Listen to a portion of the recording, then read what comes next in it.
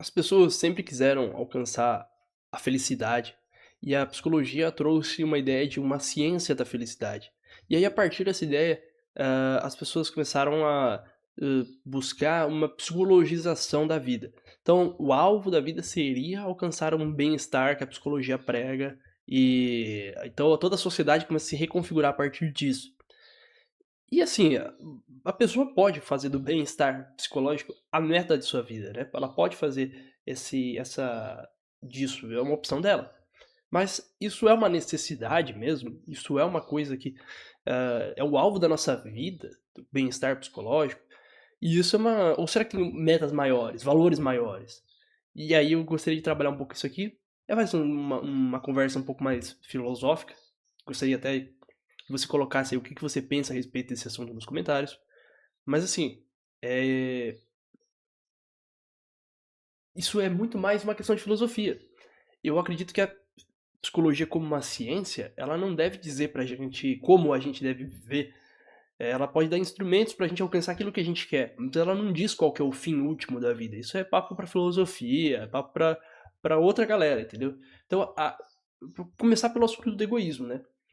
Porque como a psicologia enfatiza como cada pessoa pode aumentar o seu bem-estar, o que aconteceria se todo mundo colocasse o seu próprio bem-estar, como alvo último de vida e ignorando o bem-estar dos demais? Será que, cada um buscando o melhor para si seria o melhor para todos? E provavelmente não, porque como a felicidade de uma pessoa depende da outra, o melhor só poderia acontecer se nos uníssemos todos para buscar o melhor para todos. E é por isso que a psicologia não pode ser confundida com egoísmo.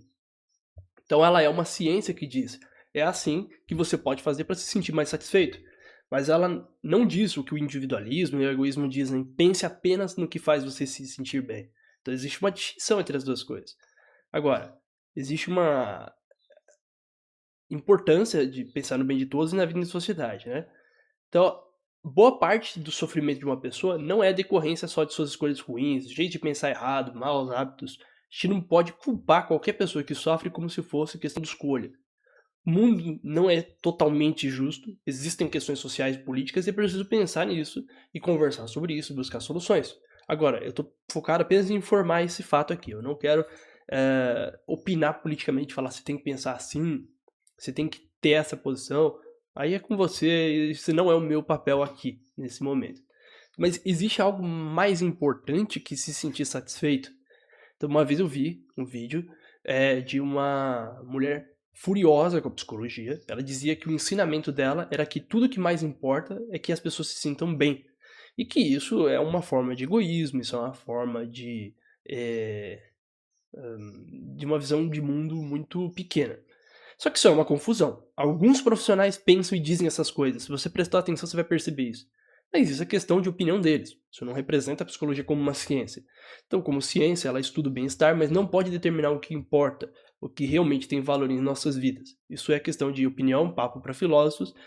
Por exemplo, a maioria das culturas e filosofias ao redor do mundo consideram que, além de fazer as pessoas se sentirem bem, uma vida verdadeiramente boa envolve outras coisas. Então eu não estou dizendo que isso aqui é verdade ou mentira, mas estou dizendo que existem culturas e filosofias no mundo que devem ser levadas em consideração, que dizem que tem coisas a mais, a ser consideradas além do bem-estar subjetivo. Por exemplo, justiça e igualdade. Então, se você fizer bem a duas pessoas, mas fizer mais bem a uma do que a outra, isso não é justo, né? Isso não seria correto moralmente, porque você não estaria tratando todos de modo igual.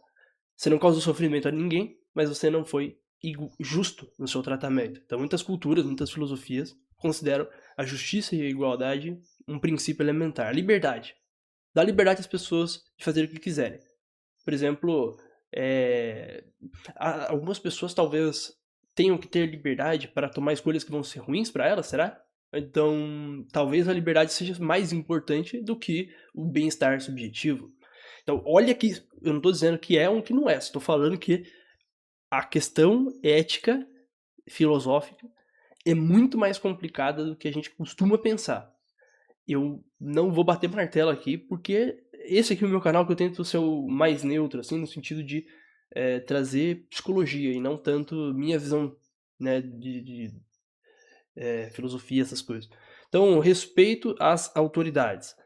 E quando eu mostro minhas opiniões filosóficas, eu digo, na verdade, aqui antes tinha outro ponto, né? A lealdade. Ser fiel ao que diz, não trapacear, ter um compromisso especial com os grupos que faz parte, como famílias, amigos, países, grupos de fé. Muitas culturas valorizam isso. Respeito às autoridades envolve atitudes como honrar de modo especial professores e cooperar com os líderes sempre que possível. Então tem também outros lugares que valorizam a pureza, manter-se moralmente puro, escolhendo pensamentos e palavras e ações dignas. Isso pode envolver não falar palavrões, por exemplo. Algumas culturas têm também a pureza ritual, como os judeus e islâmicos precisam se abster de carnes impuras, como a carne suína. E claro, e junto com a pureza vem a devoção, que envolve o respeito profundo às coisas associadas à fé e à espiritualidade. Então veja que todos esses são valores que estão presentes em diversas culturas. Isso aqui veio, eu me inspirei naquela pesquisa da mente moralista do Jonathan Haidt. E tudo isso parece estar um pouco além das questões a respeito de saúde mental, porque o campo psicológico é um e o campo da ética ele é um pouco além. Às vezes eles se tocam, mas eles não são iguais. Então, diante disso, ainda faz sentido dizer que a saúde mental é o alvo último da nossa vida, né? E aí a gente tem aqui a questão da espiritualidade, né? Claro, se você perguntar ali para um líder religioso se ser feliz é a última coisa, é a coisa mais importante da vida, eles talvez não sejam unânimes nessa resposta. Então, eu não quero dizer aqui se a religião é verdadeira ou falsa, novamente, mas ela é uma possibilidade, assim, diante da psicologia, ela está além do escopo de estudo nosso. Então, como profissionais, na vida pessoal, cada um tem a sua visão. E aí entra uma questão, né? Será que a ciência da psicologia poderia substituir a fé na busca da felicidade? E. Poxa vida, isso aqui é um outro assunto, cara. Vou continuar nesse vídeo porque eu já comecei. Mas assim, não. Quando a ciência pesquisa felicidade, ela tem que dar uma definição de felicidade. E essa definição é uma definição muito experimental. Então é aquilo que pode ser observado. E aquilo que pode ser observado geralmente é redução de sintomas, aumento de relatos de satisfação. Então, então eles dão uma escala ali e perguntam para a pessoa se ela está mais satisfeita, menos, de 0 a 10. Como é que você tem se sentido nas últimas 2 semanas? Isso é uma definição muito mais mensurável. Mas as religiões, as filosofias, elas geralmente trabalham com definições muito mais difíceis de medir do que é ser feliz, do que é ser. ah, do que é alcançar a eudaimonia, do que é alcançar a bem-aventurança. Então, tudo isso está além do escopo do que a psicologia pode medir. E vão falar de propósitos de vida, experiências inefáveis, a vida eterna. A ciência se concentra em algo muito pequeno e específico, como se estivesse olhando por um microscópio detalhadamente. As discussões sobre fé olham de um jeito mais amplo, fazendo outras perguntas.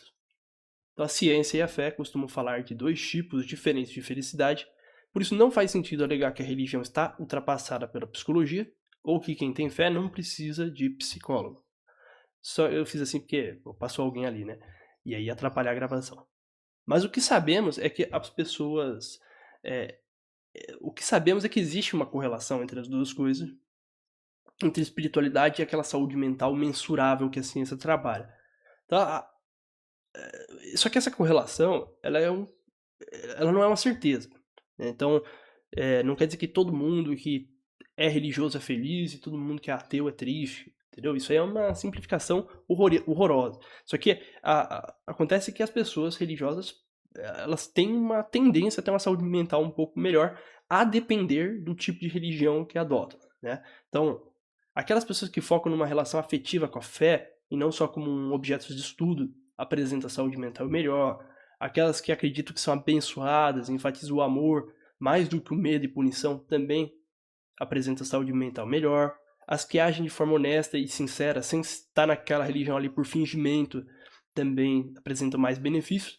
E as que enxergam o propósito do que estão fazendo, né? Aquelas pessoas que vêm, entendem que aquela prática não tem que fazer porque é uma obrigação, mas porque aquilo é uma oportunidade de crescer, de evoluir. Isso também ajuda a não ver a coisa de uma maneira tão pesada e uh, melhora a saúde mental da pessoa.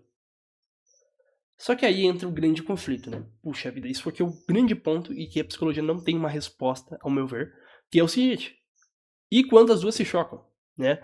E quando a gente registra que uma prática, uma crença filosófica ou uma prática religiosa estão contra o bem-estar subjetivo de uma pessoa. Por exemplo, práticas de desapego, arrependimento, renúncia, tudo isso envolve um certo peso, uma certa tristeza, uma certa dor, e que é enfatizado por diversas tradições. Se for no budismo vai falar muito da renúncia e tudo mais, no cristianismo, no judaísmo.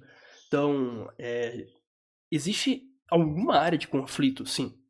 E aí você pode dizer, pensar nesse conflito como eu devo ser satisfeito ou eu devo ser salvo?